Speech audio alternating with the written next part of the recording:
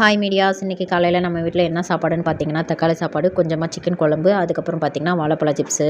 சாப்பிட்டு முடிச்சதுக்கப்புறம் ஒரு முக்கியமான வேலை இருக்குங்க. என்னென்னு பார்த்தீங்கன்னா, நம்ம டூர் போயிட்டு வந்தோம் பார்த்தீங்களா, அதுக்கான பில்லு வந்து கொஞ்சம் தான் இருக்குது. மீதி பில்லெல்லாம் இவன் எங்கேயோ தொலைச்சிட்டான் போல இருக்குது.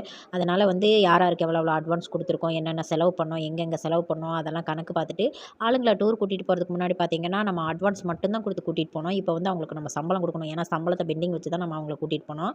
அதனால் யார் யாருக்கு என்னென்ன கொடுத்தோம், எவ்வளோ அட்வான்ஸ் கொடுத்தோம் அப்படிங்கிறது வந்து செக் பண்ணிவிட்டு அவங்களுக்கெல்லாம் இன்றைக்கி சாயந்தரம் வந்து பார்த்திங்கன்னா சம்பளம் கொடுக்கணும். அதனால் நானும் கார்த்தியும் சம்பளம் போகிறதுக்காக உட்காந்துட்டோம். இதில் எங்களுக்கு ஞாபகம் வந்ததை மட்டும் எழுதி போட்டு மொத்தம் 81,000 ரூபாய்க்கு வந்து பில்லு வந்திருக்குங்க. ஏன்னா கொஞ்சம் நஞ்சம் வந்து விட்டுட்டோம்.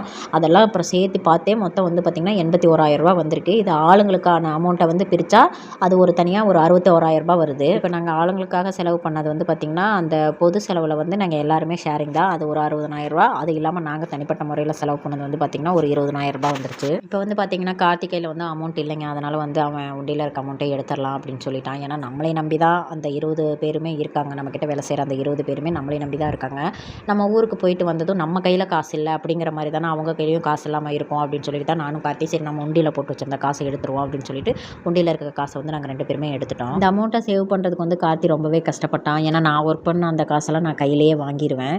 கையில் வாங்கிட்டு தான் அவனுக்கு வந்து பார்த்திங்கன்னா மொத்தமாக ஒரு 4,000 ரூபாய் சேவ் பண்ணி வச்சு அவனுக்கு வந்து நான் அருணாக்குடி வாங்கி கொடுத்தேன். அதுலேயும் பத்தாததுக்கு காசு நான் இவங்கிட்ட தான் கடன் வாங்கினேன். அமௌண்ட் இருக்கிறப்ப வந்து நம்ம இஷ்டத்துக்கு செலவு பண்ணாமல் சேவ் பண்ணி வைக்கவும் தான் இப்போ நம்ம வந்து ஆளுங்களுக்கு கொடுக்கணும் அப்படிங்கிற ஒரு சுச்சுவேஷன் வர்றப்ப அது நமக்கு வந்து கை கொடுக்குது. இதில் எவ்வளோ அமௌண்ட் இருக்குது அப்படின்னா உங்களால் கெஸ் பண்ண முடிஞ்சால் நீங்கள் கமெண்ட்டில் சொல்லுங்கள். உங்களோட கமெண்ட் கரெக்டாக இருந்தால் நான் பின் பண்ணி வைக்கிறேன். உங்களுக்கு உண்டியில் அமௌண்ட் சேவ் பண்ணி வைக்கிற பழக்கம் இருந்தால் தயவு செஞ்சு அந்த பழக்கத்தை நீங்கள் வந்து மாற்றிக்காதீங்க. அது ரொம்பவே நல்ல பழக்கம்னு சொல்லலாம். ஏன்னா எங்கள் வீட்டில் வந்து பார்த்திங்கன்னா எனக்கு ஒரு உண்டியல், பசங்களுக்கு ஒரு உண்டியல், கார்த்திக்கு ஒரு உண்டியல் தான் நாங்கள் வச்சுருப்போம். அமௌண்ட்டு போடுறோமோ இல்லையோ அது 2வது பட்சம். ஆனால் நாங்கள் வந்து ஆளுக்கு ஒரு உண்டியலாக தனித்தனியாக தான் வாங்கி வச்சுருப்போம். பட் நாங்கள் எல்லாருமே அதில் வந்து ஷேரிங்காக தான் அமௌண்ட்டு போடுவோம்.